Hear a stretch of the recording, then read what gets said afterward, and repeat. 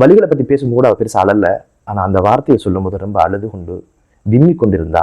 பெரிய டாக்டர் ஏசிட்டு போனதோட சொன்ன சிகிச்சை பண்ணி எடுக்க சொல்லி கத்தி கூக்குரலிட்டு தனக்கு சிகிச்சை வழங்குமாறு சொல்லியும் அசம்பந்த போக்காக கண்டுகொள்ளாமல் இருந்த செய்யலாம இருக்கு. புள்ளைய சரி படுக்கணும், கொண்டு போய் சிகிச்சை பண்ணுங்க, பெரிய டாக்டர்கிட்ட கதைங்க மிஸ்ஸாண்டு டியூட்டில இருந்தாக்கிட்ட சொல்லி கத்துனேன். அவங்க யாருமே கேட்கல. ஏன்னா போறதுல ஏழைகளை பார்த்தா ஒரு இலக்காரம், அடுத்த ஸ்டெப் இவங்க எதுவும் செஞ்சுக்க மாட்டாங்கன்ற அலட்சியம். ஒரு தாய் 10 மாதம் தவம் இருந்து வாயை கட்டி வயிற்று கட்டி எத்தனையோ சிரமங்களை பட்டுத்தான் கருவறையில் ஒரு குழந்தைய சுமந்து கொண்டு இறுதியாக உங்கள்கிட்ட வந்து ஒப்படைக்கிறாங்க. மீசான் டிவி நேயர்களுக்கு அஸ்ஸலாமு அலைக்கும் வரஹ்மத்துல்லாஹி வபரகாத்துஹு. உங்கள் மீது சாந்தியும் சமாதானமும் உண்டாவதாக. இந்த காணொலியில் நாங்கள் முழுக்க எதை பற்றி பேச போகிறோம் அப்படின்னு கேட்டிங்கன்னா, வவுனியா போலீஸில் மருத்துவர்களின் அசம்பந்த போக்கினால் ஒரு குழந்தை இறந்துள்ளதாக ஒரு முறைப்பாடு பதிவு செய்யப்பட்டதோடு இந்த குழந்தையினுடைய தாயினுடைய வாக்குமூலம் ஒன்று சமூக ஊடகங்களில் பார்க்க முடிந்தது. இது சம்பந்தமாக என்ன நடந்தது, ஏது நடந்தது என்ற பல்வேறு விஷயங்களை தான் இந்த காணொலியில் நாங்கள் பார்க்க போகிறோம். இதுவரைக்கும் எங்களுடைய சேனலை யாரெல்லாம் சப்ஸ்கிரைப் பண்ணலையோ அவங்க எங்களுடைய சேனலை சப்ஸ்கிரைப் பண்ணுவீங்க. எங்களுடைய பயனுள்ள காணொலிகள் உங்களை வந்து சேரும். சரி, ஒரு தாய் தனது சுகப்பிரசவத்துக்காக காத்திருந்து 17ஆம் தேதி மருத்துவருடைய ஆலோசனையின் அடிப்படையில் அவள் வவுனியா வைத்தியசாலையில் அனுமதிக்கப்படுறாள். இந்த ஒரு விஷயத்தை அவன் விவரிக்கும் போது வார்த்தைக்கு வார்த்தை அழுது கொண்டே இந்த விஷயத்தை அவ பேசுறதை பார்க்க முடியுது. அட்மிட் ஆக சொன்னாங்க. 17ஆம் தேதி வந்துட்டோம். 17ஆம் தேதி தான் பிள்ளையும் எழுதிருக்கு. அட்மிட் ஆக சொல்லிட்டு நாங்கள் நேரத்துக்கே வந்துட்டோம். அது நார்மலான செக்கப் எல்லாம் நடந்தது. அப்பயும் நல்லா தான் இருந்தேன். அப்போ 18ஆம் தேதி என்ன செஞ்சாங்கன்னா அப்படியே 3 மணிக்கு டேப்லெட் 9 மணிக்கு டேப்லெட் வச்ச பிறகு 2 ஹவர்ஸுக்கு சாப்பாடு தண்ணி குடிக்கக்கூடாது, ஃபாஸ்டிங் இருக்க விட்டது. பிறகு 11 மணிக்கு அந்த முடிய பெல்ட் போட்டு அதுக்கு பிறகு தான் சாப்பாடு தண்ணியெல்லாம் சாப்பிட விட்டுவேன். பிறகு கொஞ்சம் லைட்டாக நாரி குத்த வலிக்கிட்டு இரவு 8:30க்கெல்லாம் நாரி கடுமையாக குத்த வலிக்கிட்டது.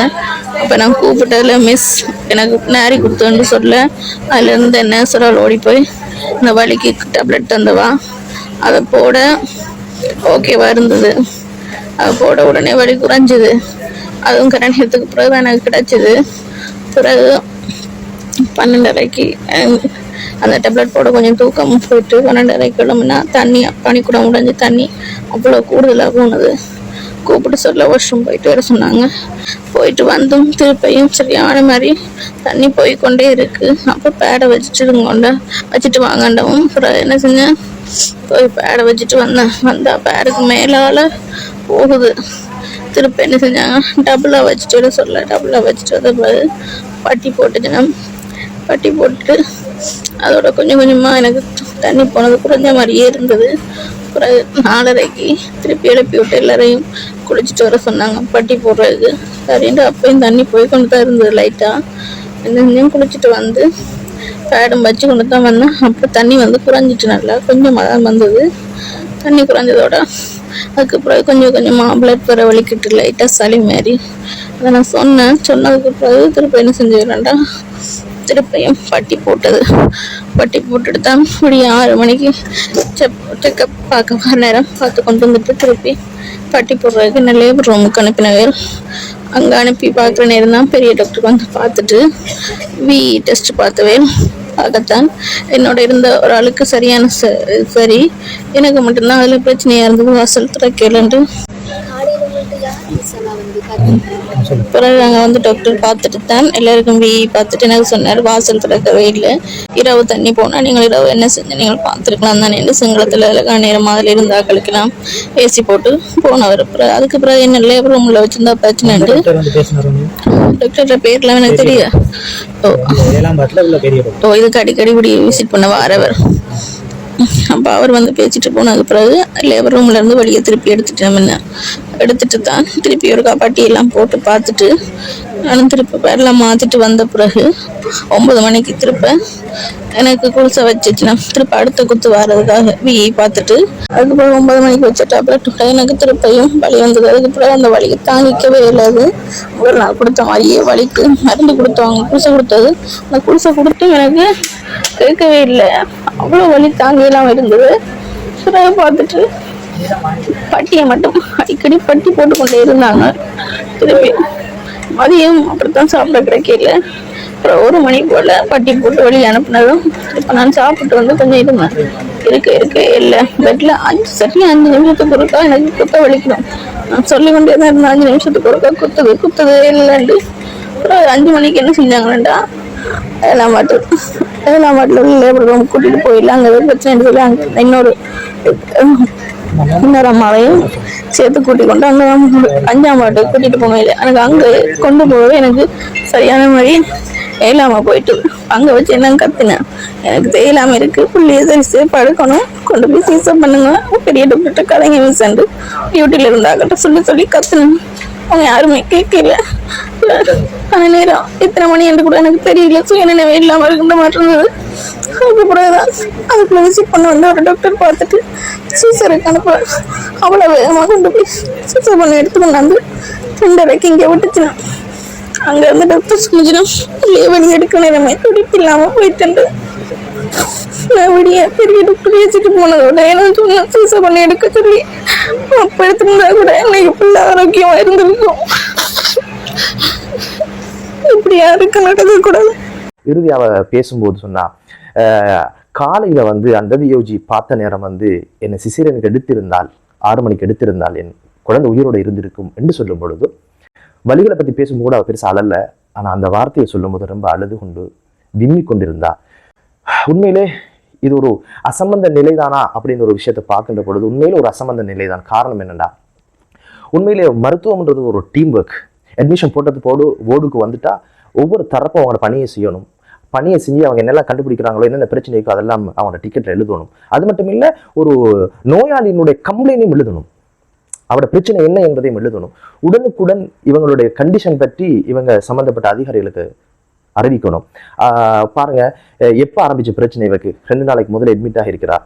இந்த பிரச்சனை நடந்து முடிகிறது வந்து 2 நாளைக்கு பிறகு. இந்த 2 நாளைக்குள்ள ஒரு வைத்தியத்துக்கு வந்து ஒரு பிரசவம்ன்றது எவ்வளவு கஷ்டமான ஒரு விஷயம். இந்த இடத்துலயே இந்த அசம்பந்த நிலை என்பதுதான் நீங்க நம்ம கவனிக்க வேண்டிய விஷயம். இவரோட பிரச்சனை ஒவ்வொன்றையும் சொல்லியிருக்கிறா, அழுதிருக்கிறா, முடியாதுன்னு சொல்லியிருக்கிறா, ஓட மாத்தினாங்க. இவருக்கு செய்ய வேண்டிய சிகிச்சை உரிய நேரத்தில் நடந்திருந்தா இந்த பிரச்சனை வந்திருக்காது என்பதுதான் காரணம். என்ன அதிகாலையிலே அந்த வியோஜி சொல்லியிருக்கிறாரு, ரொம்ப சீரியஸான விஷயம், நீங்க எங்க பார்த்துட்டு இருந்தீங்க அப்படின்ற மாதிரி கூட இருக்கிறவங்களுக்கு ஏசி இருக்கிறாங்க. அப்ப இங்க ஏதோ ஒரு எரர் இருந்திருக்கு. எல்லா நோயாளிகளையும் சகஜமா பார்க்குற மாதிரி பிரசவ வலியோடு இருக்கிறவரையும் ஒரு தலைவலி, ஒரு வயிற்று வலி அல்லது ஒரு ஏதோ ஒரு வலி, ஒரு காய்ச்சல் அப்படின்ற மாதிரி இவங்க இது பண்ணிருக்கணும் என்று நான் கருதுறேன். அந்த இடத்துலதான் அந்த விஷயம் நடந்திருக்குது. உடனடியாக அந்த ஒரு விஷயம் ஒரு 10-15 நிமிஷத்துல, அந்த 6 மணிக்கு வியோஜி சொன்னதுல இருந்து ஒரு 10-15 நிமிஷத்துக்குள்ள இந்த ஒரு விஷயம் நடந்திருந்தா உண்மையிலே அந்த உயிரை காப்பாற்றிருக்கலாம் என்பதுதான் எனது அபிப்பிராயம். எனவே உண்மையிலே இப்படியான ஒரு தாய் சேய் சம்பந்தப்படுகிற விஷயங்கள் வந்து ஒரு மரணத்தினுடைய ஒரு பகுதி தான் பிரசவம் என்பது. அந்த வழிகளை எல்லாம் ஏன் புரிஞ்சு கொள்ளலை இவங்க? அவ சுற்றி நடந்த பிரச்சனைகள் ஒன்று புதுசு இல்லையே அவங்களுக்கு. இப்படி ஒரு விஷயம் நடந்தது, இதுக்கு அடுத்த ஸ்டெப் என்னென்ன செய்யணும் என்ற ஒரு விஷயம் ஏன் இவங்க கணக்கில் எடுக்கல? ஏன் இந்த அசம்பந்த நிலை என்பது மிகப்பெரிய ஒரு கேள்வி. இங்க எல்லாரும் சொல்ற ஒரு விஷயம் தான் வந்து பாதிக்கப்பட்டவங்களுக்கு நீதி கிடைக்கணும். அதை தாண்டி நான் சொல்ற விஷயம் என்னன்னு கேட்டா, இது ஒரு தொடர்கடையாகத்தான் நமக்கு பார்க்க முடியுது. எல்லா இடங்களும் இந்த அசம்பந்த நிலை பார்க்க முடியுது. எங்களுக்கு தெரியும் வந்து யாழ் வைத்தியசாலையில வந்து 8 வயசு குழந்தை வந்து காய்ச்சல் அட்மிட் பண்ணப்பட்ட போது அவங்க வந்து மருந்தை வந்து நோய் எதிர்ப்பு சக்தியை கூட்டுறதுக்கு வந்து ஒரு இன்ஜெக்ஷன் அடிக்கிறாங்க. அது தவறுதலாக அடிச்சதன் காரணமாக குழந்தையினுடைய நரம்பு பகுதிகள் வந்து சேதமடைஞ்சி மணிக்கட்டு வரைக்கும் வெட்டி வீசுகின்ற ஒரு நிலை ஏற்பட்டதை பார்க்கிறோம். அது தாய் சொன்ன ஒரு விஷயம் தான். இரவு முழுக்க என்ற குழந்தை உயிர்க்காக போராடி கொண்டிருந்தது. வலிக்குது கத்தியது. சொன்ன போதில் அவங்க சொன்ன ஒரு வார்த்தை என்ன தெரியுமா? இன்ஜெக்ஷன் அடிச்சா அப்படித்தான் இருக்கும், ஏன் கத்துறீங்க அப்படின்னு சொன்னாங்க என்று சொல்லப்பட்டிருக்குது. ஒரு கம்ப்ளைண்ட் எழுதணும், உரிய தரப்புக்கு சொல்லணும். அது எப்படி ஹேண்டில் பண்ற அறிவு கூட இல்லாமலா இந்த பகுதிக்குள்ள வேலைக்கு வராங்கன்றது மிகப்பெரிய ஒரு கேள்வி. அதே போல வந்து மன்னார் வைத்தியசாலையில இன்னும் ஓடிக்கொண்டிருக்கிற ஒரு பிரச்சனை தான் வந்து பபா கிடைச்சதுக்கு பிறகு வீட்டுக்கு போயிருக்கிறா. ப்ளீடிங் தொடர்ந்து போனதுனால உடனடியாக மருத்துவமனைக்கு அவங்க கொண்டு வந்திருக்கிறாங்க. இரவு முழுக்க சிகிச்சை எதுவுமே கொடுக்கப்படாம, வைத்தியர்கள் யாரும் பார்க்காம ஒரு தாய், இளம் தாய், ஒரு பட்டதாரி பெண் இறந்ததாக ஒரு விசாரணை பேத்துக் கொண்டிருக்குது. இது சம்பந்தமாகவும் சுகாதார சேவைகள் பணிப்பாளரிடம் கேட்ட நேரம் அவர் சொன்ன ஒரு விஷயம் தான் வந்து உள்ளக விசாரணை என்று ஆரம்பிச்சிருக்கிறோம். எப்போதுமே இப்படித்தான் உள்ளக விசாரணை நடக்கும். விசாரிப்பாங்க, தேவையான மாதிரி சாட்சி சொல்லுவாங்க. மருத்துவத்துறையில் என்ன நடக்குன்னு சாமானிய மனிதர்களுக்கு தெரியாது. இது அடுத்த கட்டத்துக்கு எப்படி கொண்டு போறது யாருக்குமே தெரியாது. இப்படி இருக்கிற நேரத்தில் எல்லாமே சரியாக நடந்திருக்கிறது. ஏதோ ஒருத்தர் தள்ள பழியை போட்டு மருத்துவத்துறைக்கும் மருத்துவ நிர்வாகத்துக்கு எந்த சம்பந்தம் இல்லைன்னு ஒரு விஷயம் முடிஞ்சிருக்கு. எங்கேயாவது கேள்விப்பட்டிருக்கிறீங்களா இப்படியான ஒரு இழப்பீடு வாங்கியதாகவோ அல்லது இப்படியானவர்கள் நியாயம் கிடைச்சதாகவோ நாங்கள் எங்கேயுமே பார்த்ததில்லை. விசாரணை ஆர்ப்பாட்டம் அப்படின்னு ஒரு விஷயம் நடக்குமே தவிர இவைகள் வந்து ஒரு முடிவுல வந்து மக்களுக்கான தீர்வாக அமைகிறது. இந்த அசமந்த போக்கு எதனால எரிஞ்சு விடுகிறது? ஒரு நோயாளி பேசினா அதை காது கேட்கறது இல்லை, ஒரு நோயாளியுடைய பிரச்சனை கேட்கறது இல்லை, விரும்பினவங்க மருந்து எழுதி கொடுக்கறது, அடிக்கிறவங்க அடிக்கிறது, சாகிறவங்க சாகிறது, இப்படியான ஒரு அசம்பந்த நிலை எதனால் உருவாச்சு? பிரைவேட்ல அப்படி இல்லையே, தனியார் துறைகள் அப்படி இல்லையே, இறக்கமா பேசுறாங்க, கூட கேட்கறாங்க, திரும்ப வர சொல்றாங்க, எல்லாமே செய்யறாங்க. ஆனா அரச மருத்துவத்துல மட்டும் ஏன் இது நடக்குதுன்னு கேட்டா, இது பழகி போன ஒரு விஷயம். ஏன்னா போறது நாங்கள் ஏழைகளை பார்த்தா ஒரு இலக்காரம், அடுத்த ஸ்டெப் இவங்க எதுவும் செஞ்சுக்க மாட்டாங்கன்ற அலட்சியம், வேற வழியில் என்று தெரியும். இப்படியான ஒரு மனநிலை தான் இவங்க புரிஞ்சு கொள்ளணும். பொதுமக்களுடைய பணத்தினாலதான் மருத்துவத்துறை இயங்குது. மருத்துவத்துறைக்கு பல பில்லியன் ரூபாய் செலவிடுது அரசாங்கம். இதுல மக்களுடைய பணி என்பதை புரிஞ்சு கொள்ளணும். எனவே சட்டத்தில் இருக்கிற ஒரு விஷயம் தான் நீங்க தனி ஒரு வைத்தியராகவோ அல்லது அந்த வைத்திய குழாமினாலோ நீங்கள் பாதிக்கப்பட்டால் உங்களுக்கு இழப்பீடு பெறுவதற்கான அனுமதி உண்டு. சிவில் கேஸாக இதை வழக்கு பதிவு செய்யலாம் என்ற ஒரு விஷயம் இருக்குது. எனவே இதை இத்தோடு முடித்துக் கொள்ளாமல் இது தொடரும் கதையாக இருப்பதனால் இதற்கு பின்னால் அங்கிருக்கின்ற பிரதேசவாசிகள் சம்பந்தப்பட்டவர்கள் இதுக்கான நியாயத்தை பெற்றுக்கொள்ள வேண்டும். காரணம், இந்த பெண்ணுக்கும் இந்த குழந்தைக்கு நியாயம் கிடைக்க வேண்டும் என்பதற்காக அல்ல. இது போன்ற அசம்பந்த நிலைகள், இது போன்ற வைத்தியத்துறையில் நடக்காமல் இருக்க சில விஷயங்கள் நடந்தாகணும் என்பதற்காகத்தான் இந்த ஒளிப்பதிவினை மக்கள் மயப்படுத்துகிறோம். எனவே இது போன்ற விஷயங்கள் அடிக்கடி நடக்கிறத பார்க்கிறோம். அடிக்கடி இது மாதிரி அவலங்கள் நடக்கிறத பார்க்கிறோம்.